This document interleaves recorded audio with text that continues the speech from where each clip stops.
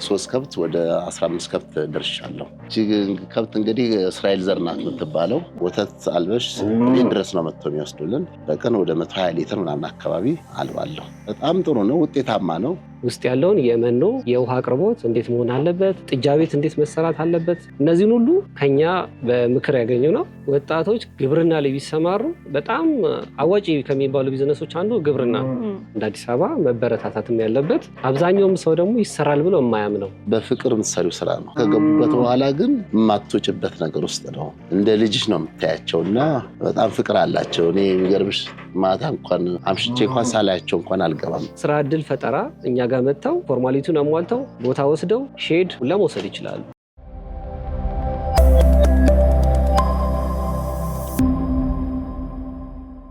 ሰላም ተመልካቾቻችን እንደምናላችሁ። ይህ ከገበያ ቢዝነስ ወደ እናንተ የምናደርሰው የልምድና ተሞክሮ ዝግጅታችን ነው። በዛሬው የልምድና ተሞክሮ ዝግጅታችን በላፍቶ ክፍለ ከተማ ወረዳ 5 ቄራ አካባቢ የከተማ ግብርና በተለይም ደግሞ በወተት ላም እርባታ ዘርፍ ላይ የተሰማራ አንድ ጠንካራ ወጣትን ወደ እናንተ የምናደርሳችሁ ይሆናል። እንግዲህ ከዚህ ግለሰብ ጋር በምናደርገው ቆይታ ይህ የከተማ ግብርና ዘርፍ ማለትም ደግሞ የወተት ላም እርባታ ዘርፍ በአጠቃላይ ምን ይመስላል፣ ውጤታማነቱ እንዲሁም ደግሞ ተግዳሮቶችንና ሌሎች ተጨማሪ መረጃዎችን የምናደርሳችሁ ይሆናል። ዝግጅቱን ወደ እናንተ እያደረስኩኝ እኔ በአምላክ አበራ ከካሜራማናችን ሃይማኖት አብዱ ጋር አብረናችሁ ቆይታ እናደርጋለን። እስከ ፕሮግራማችን ማብቂያ ድረስ አብራችሁ ቆዩ።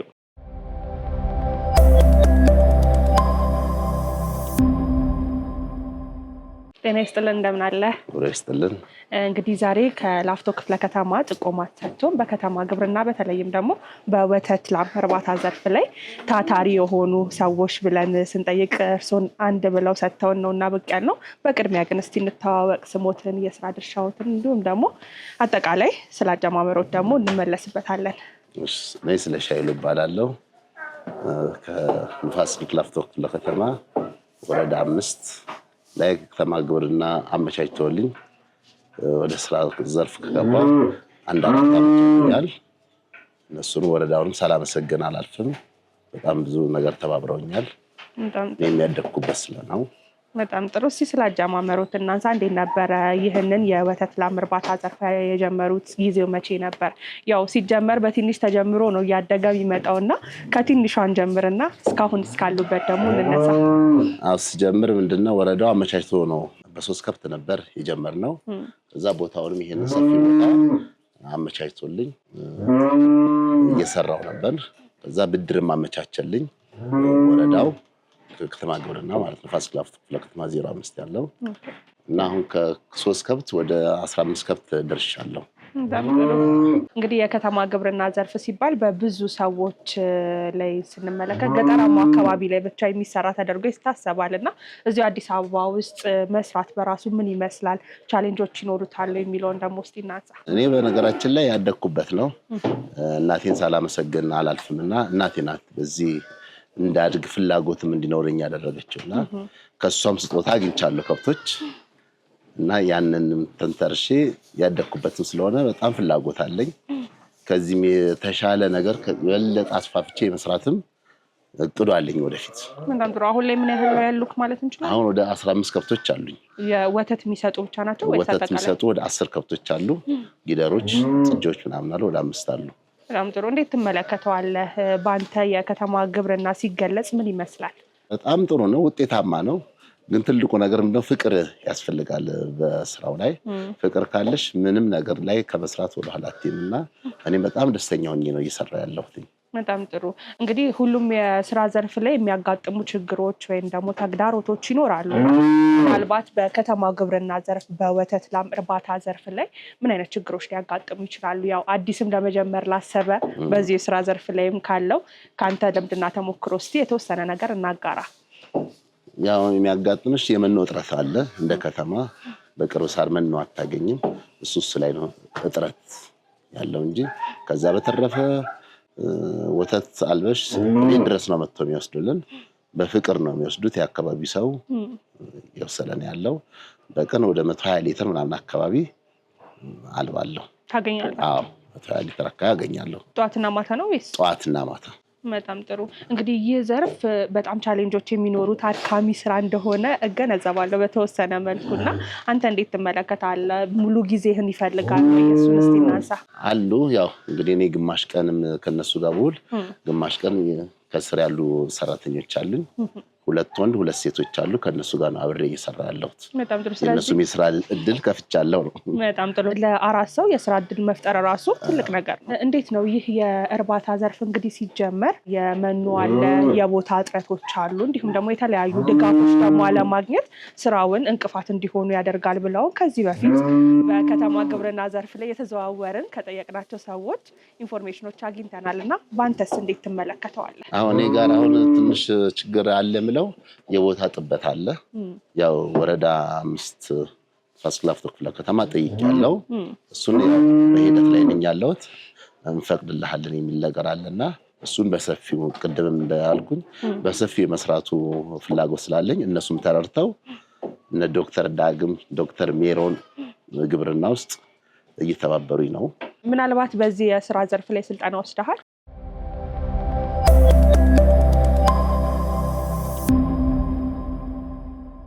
ስልጠና ወስጃለሁ። ምን ያህል ጠቃሚ ነው ለአንተ ስልጠናው? ከምግብ ጀምሮ እስከ ከብት እርባታ፣ እስከ ቤት አሰራር፣ እስከ ገንዳው፣ እስከ ጤናቸው ድረስ ሁሉ በጣም በቅርብ ሆነው ወረዳው እየተባበረኝ ነው። ዶክተር ሜሮን ዶክተር ዳግም ከነሱ ጋር በቅርብ ሆኜ እየሰራው ነው ያለሁት። በጣም ጥሩ። እንግዲህ አጠገባችን ላይ አንድ ተለቅ ያለች ከኛም ቁመት ደግሞ በደንብ የምትተልቅ ከብት ትታየኛለች እና እስቲ ስለ ዝርያዋ እናውራ። ምን አይነት ዝርያ ናት? እቺ ከብት እንግዲህ እስራኤል ዘር ናት የምትባለው። ከዶክተር ዳግም ጋር ተመካክረን በእነሱ የታዘዘልኝ ሰው ሰራሽ መርፌ ነው እኔው ጋር ነው ተጠቅታ የተወለደችው። እኔ ጋር ነው የተወለደችው። ስለዚህ እንደነዚች አይነት የላም ዝርያዎች ምን ያህል አሉ ማለት እንችላለን አሁን አንተ ጋር? አሁን ከዚች ጋር ያሉት ወደ 3 አሉ። ሌሎች ሆላንድ ዘር ደግሞ ወደ 5 አሉ እና የተለያዩ ደግሞ የአካባቢያም ጋር አብረው እንትን ያሉ እንደነዚህ አይነቶችም አሉ። ምን ያህል ሊትር ወተት ትሰጣለች?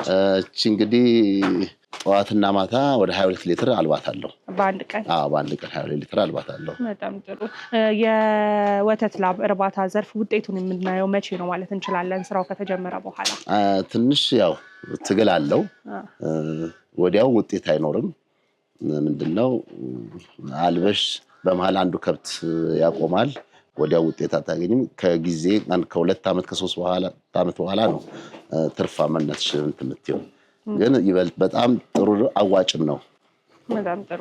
እንግዲህ በዚህ የስራ ዘርፍ ላይ የሚከታተሉልህ የሚያውልህ ዶክተሮች እንዳሉ የነገርከኝ ነበርና እንደ አጋጣሚ ሆኖ ደግሞ እኛ ስንመጣ አንድ ዶክተርን እዚህ አግኝተነው ነበርና ከሱ ጋር ደግሞ ቆይታ ላድርግና ከአንተ ጋር ተመለሰን እንገናኛለን። አመሰግናለሁ። እሺ።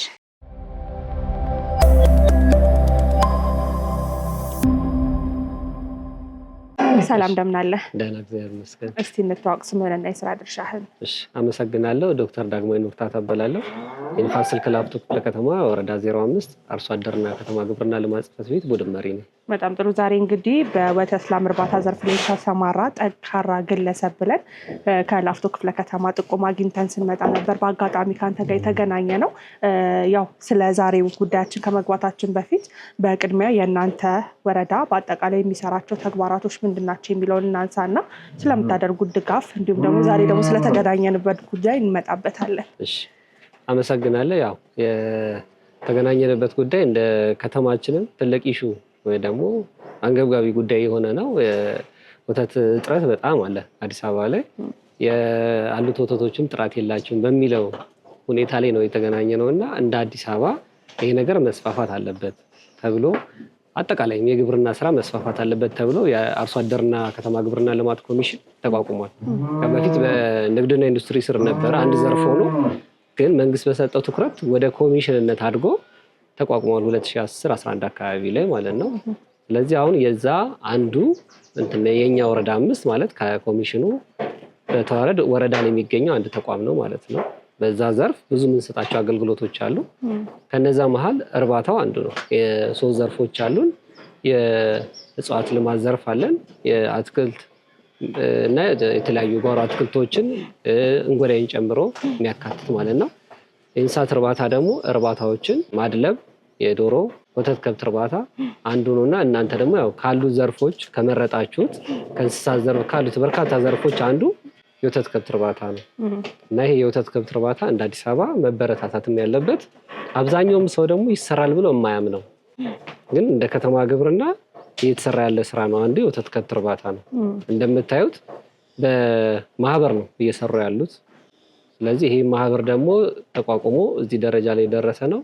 በተለይ የአካባቢውን ብሎም የወረዳውን የወተት ፍላጎት አብዛኛውን እየሸፈነልን ያለው ነው፣ ከጥራትም አንጻር ማለት ነው።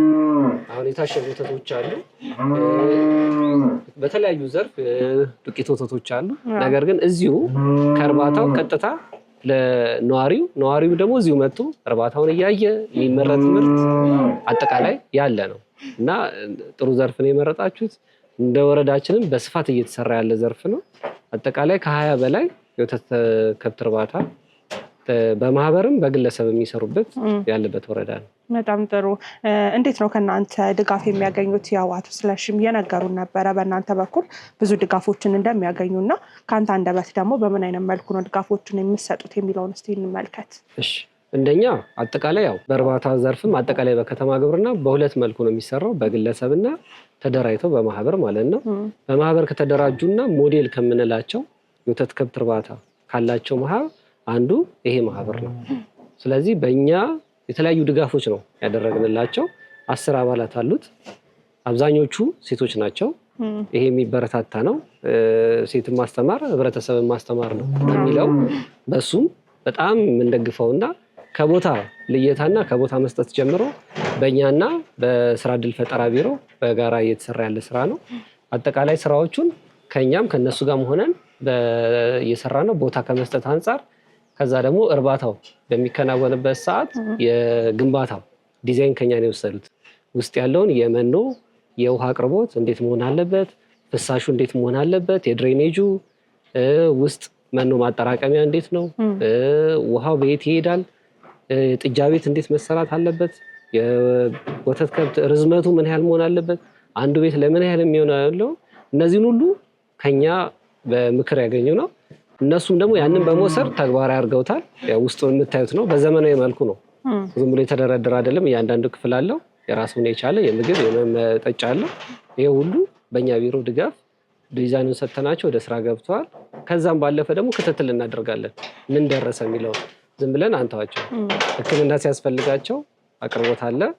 መኖ እንዴት ማግኘት አለባቸው የሚለውን መኖ ትስስር እንፈጥራለን። ከቦታው አንጻር ፍሳሽ ሲያስቸግራቸው ያው ከወረዳው ጋር እኛ ቢሮ ከብዙ ሴክተሮች ስለሚሰራ ለምሳሌ ከዋና ስራ አስፈጻሚ ከደንብ ከስራ ዕድል ፈጠራ ጋር እያለን ያሉትን ችግሮች እየፈታን ነው እስካሁን ያለን። በጣም ጥሩ። እስቲ እንደ ባለሙያ እንመልከተውና ዛሬ የመጣንበት የወተት እርባታ ዘርፍ ምን ይመስላል? እንዴት ትመለከተዋለህ? በኢትዮጵያ ላይስ ምን ያህል ተሰርቷል ብለህ ታስባለህ?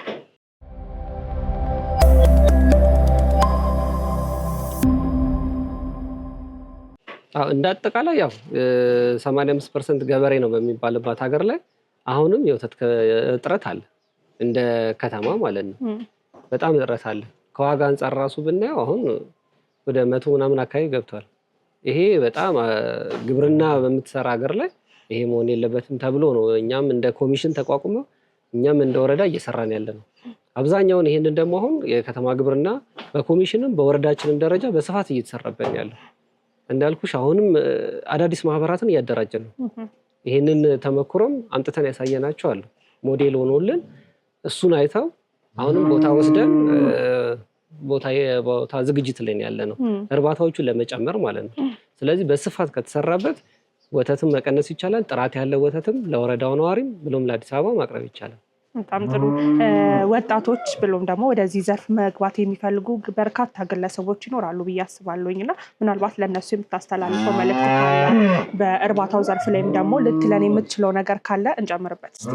ይቻላል። አሁን እንደኛ አጠቃላይ እንደ ወረዳችንም አብዛኛውን ወጣቶች እያደራጀን ነው። ወጣቶች ግብርና ላይ ቢሰማሩ አዋጭ ነው።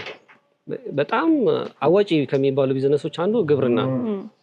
ለምሳሌ አሁን አንድ የወተት ከብት እርባታ ከ280 እስከ 320 እስከ 350 ሺህ ነው። ግን ስንት ዓመት ታገለግላለች? ስንት ዓመት ወተት ይሰጣል? ወተት ብቻ አይደለም፣ ከዛ በጣም የሚወጡ የወተት ተዋጽኦች አሉ። እርጎ ማድረግ ይችላል፣ ቂቤ፣ አይብ፣ እነዚህን ሁላ መስራት ይችላሉ። ስለዚህ ወጣቶች ስራ እድል ፈጠራ እኛ ጋር መጥተው ፎርማሊቲውን አሟልተው ቦታ ወስደው ሼድ ሁላ መውሰድ ይችላሉ። ተደራጅተው መምጣት ይችላሉ። እንደኛ ወረዳ አሁንም እየሰራንበት ያለንበት ሁኔታ ስለሆነ ማለት ነው። በጣም ጥሩ። እንግዲህ ጥሩ የሆኑ ማብራሪያዎችን ሰጥተናል። በሌላ ጊዜ ደግሞ በሰፊ ፕሮግራም እንገናኛለን ብዬ አስባለሁ። ለዛሬ ግን ለነበረን ቆይታ እጅግ አድርጌ አመሰግናለሁ። እናመሰግናለን።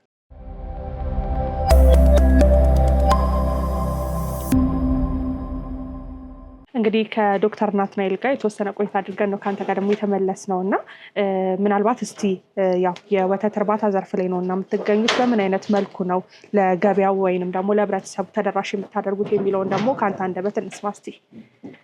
እንዳልኩሽ አካባቢ ሰው ነው ብዙ ጊዜ የሚጠቀመው እና ለህፃናትም ለትልቅ ሰዎችም እየተጠቀሙ ነው ያለው። ተቤት ድረስ ነው እየመጡ ይወስዱት። ከዛ በተረፈ ደግሞ ንጹህ ወተት ነው የሚያገኙት። ያው እንደምታየው ከከብት እርባታ ሌላ ነገር የምንቀላቀለው ነገር የለም። ሲቀጥል ዋጋውም ተመጣጣኝ ነው ለአካባቢው ህብረተሰብ። ከወረዳው ጋር እየተነጋገርን ያለውን ዋጋ በጣም የወረደ አድርገን እንደሱ አድርገን እያከራየን ያለን። በጣም ጥሩ። እጥረት አለ ግን አይደለ ለህብረተሰቡ? አሁንም እጥረት አለ፣ በጣም እጥረት አለ። ይህንንም በእንትን በማለት ነው ሌላ ከብቶች ጨምሬ በስፋት ለመስራትም ሞራሉ ይልኝ። በጣም ጥሩ። እንግዲህ የወተት እርባታ ዘርፍ ቻሌንጆች አሉ፣ በዛኑ ልክ ደግሞ አዋጭም ነው እያልን ነበረ ከቅድም ጀምሮ እያወራን የመጣ ነው እና በወረዳው በኩል የሚደረግላችሁ ድጋፎች ምን ያህል ውጤታማ ናቸው? ምን ያህል ተጠቅመህባቸዋል አንተ? ወረዳው ቅድምም እንዳልኩሽ በጣም ረድቶኛልም፣ ቦታም ከመስጠት ጥሩ ዘርም በማቅረብ ከዛ በተረፈ ደግሞ ዶክተሮችን በቅርብ እየመጡ ይከታተሉልኛል። እነሱ እያዘዟቸው ወረዳው ስራ አስፈጻሚ ጀምሮ መጥተው ያዩልኛል። የስራ እድልም አሉ። እነሱ ሁሉ እየመጡ እየጎበኙልኝ ነው። እኛ የምንረዳህ ነገር ካለ መጥተህ ጠይቀን በእኛ በኩል ምንም ችግር የለውም ብለው ይህን ሁሉ እድል ሰጥተውኛል። በጣም ጥሩ። እንግዲህ የስራ እድልም ከመፍጠር አኳያ ለብዙ ወጣቶች የስራ እድልም ፈጥረሃል። ለራስህም ደግሞ ውጤታማ የሆነ ስራዎችን እየሰራክ ነው የምትገኘው እና እንደ አጠቃላይ እስቲ ሰዎች እዚህ የስራ ዘርፍ ላይ መግባት ይፈልጋሉ ግን ደግሞ ይፈራሉ እና ለነሱ ለሚፈሩት ወጣቶች ወደዚህ የስራ ዘርፍ ላይ መግባት ለሚፈልጉ ግለሰቦች የምትለን ነገር ካለ? እንዳልሽው ልክ ነው፣ ፍራቻ ይኖራል። ግን በፍቅር የምትሰሪው ስራ ነው። በፍቅር በቃ እኔ በፍቅር ነው እየሰራ ያለሁትና አንዴ እስከሚገቡት ከገቡበት በኋላ ግን የማትወጭበት ነገር ውስጥ ነው። እንደ ልጅሽ ነው የምታያቸውና በጣም ፍቅር አላቸው። እኔ የሚገርምሽ ማታ እንኳን አምሽቼ እንኳን ሳላያቸው እንኳን አልገባም እና የፍቅር ስለዚህ ፍቅር የሚያሳድር ስራ ስለሆነ በፍቅር ከተሰራ ውጤታማ ያደርጋል። በትክክል አንድ ከብት እንግዲህ የምትገዢው ከ300 ሺህ ብር በላይ ነው አሁን ያለው ነገርና እጄ ላይ ጥሬ ገንዘብ ባይኖር ንብረት ላይ ነው ያለውና ምንም በጣም የሚያስደስት ስራ ነው እና ወጣቱ ደፍሮ ቢገባ ብዬ እንትን እላለሁ። በጣም ጥሩ። እንግዲህ ያው ብዙ ምክሮችን እንዲሁም ደግሞ በተግባር ደግሞ ያየናቸውን አይተን ለተመልካች አድርሰናል። እነዚህን የስራ ዘርፍ ላይ መሰማራት ለሚፈልጉ ሊሆን ይችላል አንተን እየተመለከቱ ላሉ አቶ ስለሺ ወደፊት ምን ላይ እንጠብቀው? እንግዲህ ከእግዚአብሔር ጋር በሰፊው እንደ 15 ከብት አይደለም ወደ 50 ከብት እና 100 ከብት ነው እኔ ወደፊት በዚህ እንትኔ እንደዛ ነው ሐሳቢና እግዚአብሔር ጋር እንግዲህ እንጥራለን። በጣም ጥሩ። እኛም ተሳክቶ በድጋሚ እንደምንገናኝ ተስፋ አደርጋለሁ። በመጨረሻ ግን ማለት የምትፈልገው ነገር ካለ ድሉ ልስጥህና እዚህ ጋር እናብቃ። አመሰግናለሁ። ወረዳ 5ን ከስራ አስፈጻሚ ጀምሮ እስከ ስራ እድል ፈጠራ ግብርናዎችን በጣም ማመስገን እፈልጋለሁ። ሲቀጥል ከኔ ስር ያሉትን ሰራተኞችም በፍቅር ነው የሚሰሩትና እኔን ወክለው ነው የሚሰሩትና እነሱንም ማመስገን እፈልጋለሁ። በጣም ጥሩ። ስለሰጠን ማብራሪያ ጊዜ እጅግ አድርገን እናመሰግናለን። አመሰግናለሁ። ክቡራትና ክቡራን ተመልካቾቻችን በዛሬው ዝግጅታችን በላፍቶ ክፍለ ከተማ ወረዳ 5 ቄራ አካባቢ ጋር ተገኝተን ወደ እናንተ ያደረስናችሁ ፕሮግራም የተከታተላችሁትን ይመስል ነበር። እንግዲህ ባደረስናችሁ ፕሮግራም በወተት ላም እርባታ ዘርፍ ላይ የተሰማራ ግለሰብ ያለፈበት የስኬት መንገዶች እንዲሁም ደግሞ አጠቃላይ ስለ እርባታ ዘርፍ ወደ እናንተ አድርሰናችኋል። እንግዲህ ይህንን የእርባታ ዘርፍ መሰማራት ለምትፈልጉ ጥሩ የሆነ መረጃዎችን እንደሰጠናችሁ ተስፋ እናደርጋለን። ለዛሬ ለነበረን ቆይታ እጅግ አድርገን እናመሰግናለን። ሰናይ ጊዜ ይሁንላችሁ።